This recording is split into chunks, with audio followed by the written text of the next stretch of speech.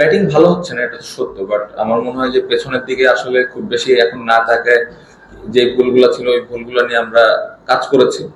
অবশ্যই এই জায়গায় আরো ইমপ্রুভমেন্টের জায়গা আছে, বাট আমার মনে হয় প্রত্যেকটা প্লেয়ার খুব স্পেসিফিক ভাবে ওই জায়গাগুলো নিয়ে কাজ করেছে যে ভুলগুলো অতীতে হয়েছে। সো আমি অ্যাজ এ ক্যাপ্টেন হিসেবে এটাই আশা করব সবার কাছে যে নতুন ভাবে শুরু হচ্ছে এই বছরের, যেহেতু প্রথম টেস্ট আমাদের, সো আমরা যেন শুরুটা ভালো করতে পারি, এবং আমি আশা করবো যে ব্যাটসম্যানরা খুব ভালোভাবে কন্ট্রিবিউট করতে পারবে। না, খুব ইম্পর্টেন্ট। আমার মনে হয় এত বছর টেস্ট খেলার পরে যখন টেস্ট কালচার নিয়ে আমাদের কথা বলতে হয়, এটা অবশ্যই দুঃখজনক।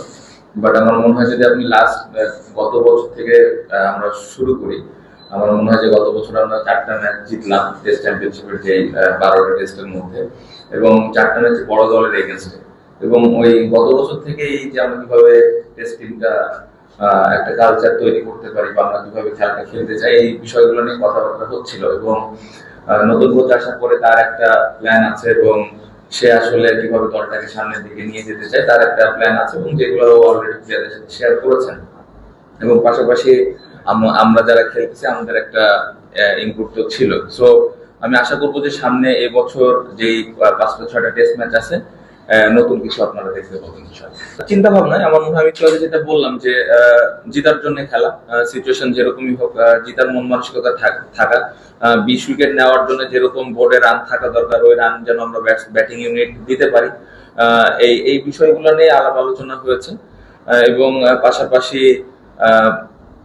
সিচুয়েশন যাই থাক, শরীরের ভাষা, আপনি একটু আগে যেটা নিয়ে কথা হলো যে আমরা যখন ওয়েস্ট ইন্ডিজ খেলাটা জিতলাম, সবাই জেতার জন্য কিন্তু এরকম বডি ল্যাঙ্গুয়েজ ওরকম এগ্রেসিভ ছিল। সো ওই ওই জিনিসগুলো ইম্পর্টেন্ট, ওই জিনিসগুলো আমরা কিভাবে কনসিস্টেন্টলি প্রতি ম্যাচে করতেছি, এটা এটা দেখার বিষয়। এবং আমি আশা করবো যে আমাদের প্লেয়ার যারা আমরা আছি এই জিনিসগুলো কন্টিনিউ করবো।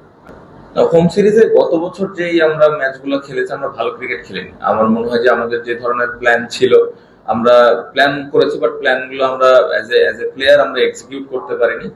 বাট আমার মনে হয় যে কিভাবে এই বছরটা আমরা হোমে ক্রিকেট খেলি, যে ল্যাকিংস গুলো ছিল, যে ভুলগুলো ছিল, ওইগুলো ওভারকাম করে কিভাবে আমরা হোমেও রেজাল্ট করতে পারি, এটা ইম্পর্টেন্ট। কারণ অ্যাওয়েতে রেজাল্ট আনাটা ডিফিকাল্ট কম্পেয়ার যদি আমি হোমের সাথে করি। সো অ্যাওয়ে যেহেতু ভালো হয়েছে, তো আমি আশা করবো যে হোমেও যেন ভালো হয়, এবং পাশাপাশি অ্যাওয়েতে আমরা যেরকম লাস্ট ইয়ার খেলেছি এর থেকে আরো ভালো ক্রিকেট খেলতে পারি।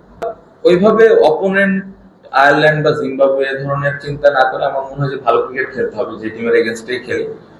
অবশ্যই আমাদের ওই অ্যাবিলিটি আছে যে এই হোমে ভালো রেজাল্ট করা, এবং আমি বিশ্বাস করি যে এবছর যেই 5টা 6টা টেস্ট ম্যাচ আমাদের আছে, এই এই প্রত্যেকটা টেস্ট ম্যাচে ভালো রেজাল্ট আনা সম্ভব। কম্বিনেশনটা আসলে সবাই খেলার জন্য প্রস্তুত আছে। অ্যাজ ইউজুয়াল এই উত্তর অনেকবার দিয়েছে। আমার মনে হয় খুবই হেলদি একটা কম্পিটিশন, আমার মনে হয় স্পেশালি যারা উইকেট কিপিং করবে। সো আই হোপ যে কালকে যখন টসের পরে আপনারা জেনে যাবেন ইনশাআল্লাহ। না, অবশ্যই আমার মনে হয় দেখেন এই ফ্যাসিলিটিসটা খুব ইম্পর্টেন্ট। আমরা স্পেশালি যখন বাইরে খেলি তখন উইকেট গুলো ডিফারেন্ট থাকে। সো উইকেট একটা বড় বিষয়, যে আমরা যেন ভালো উইকেটে প্র্যাকটিস করতে পারি, বা যে ধরনের উইকেটে আমরা খেলবো ইন্টারন্যাশনাল ক্রিকেট, ওই ধরনের উইকেট গুলো যেন ডোমেস্টিক যখন ফার্স্ট ক্লাস খেলা হয় ওই ধরনের উইকেটে যেন খেলা হয়। এই বিষয়গুলো আছে। অবশ্যই সামটাইমস কিছু প্লেয়ার ফেল করবে, তারপরে যেন প্লেয়ারটাকে ব্যাক করা হয়। এই বিষয়গুলো নিয়ে আসলে ক্রিকেট বোর্ডের সাথে টুকটাক আলাপ আলোচনা হয়েছে, এবং ক্রিকেট বোর্ড আমি বিশ্বাস করি যে ওই প্লেয়ার গুলোর পাশে থাকবেন। কারণ পরিবর্তন যখন হবে, কোনো কিছু পরিবর্তন হলে শুরুতে রেজাল্ট পাওয়াটা ডিফিকাল্ট। সো কোনো সময় যদি কোনো প্লেয়ার পারফর্ম না করে, স্টিল আমি বিশ্বাস করি যে ওই প্লেয়ারটাকে যেন আমরা সবাই মিলে একসাথে ব্যাক করি।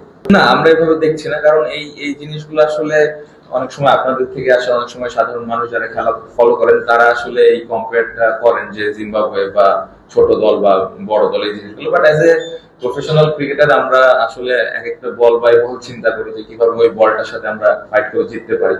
সো ইম্পর্টেন্ট ওইটাই যে আমরা কিভাবে আমাদের যে সেরা খেলাটা আছে ওটা খেলতে পারি, অপোনেন্ট যে দলই হোক। আমি একটু আগে যেটা বললাম যে কালচার, আমরা জিম্বাবুয়ের সাথে যেভাবে খেলবো সেটা যেন আমরা সেই মন মানসিকতা, সেই বডি ল্যাঙ্গুয়েজ, সেই চিন্তা ভাবনাটা যেন সাউথ আফ্রিকা টিমের সাথেও থাকে, বা আর একটা বড় দলের সাথেও থাকে। সো এই জায়গাটা যেন আপনাদের মধ্যে ডিফারেন্স তৈরি না হয়, এটা আমাদের প্লেয়ারদের মধ্যে ডিফারেন্স তৈরি না হয়।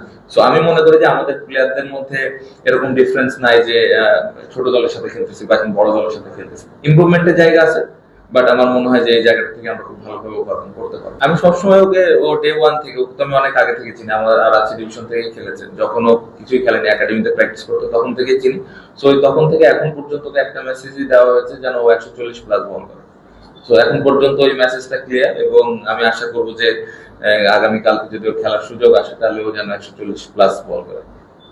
এটা কালকে ম্যাচে যখন নাহিদ বল করবে আর অপোনেন্ট যখন ব্যাটিং করবে তখন আপনি তাদের বডি ল্যাঙ্গুয়েজ দেখলে বুঝতে পারবেন যে নাহিদ রানা কত জোরে আসলে বল করে এবং how extraordinary he is. Thank you.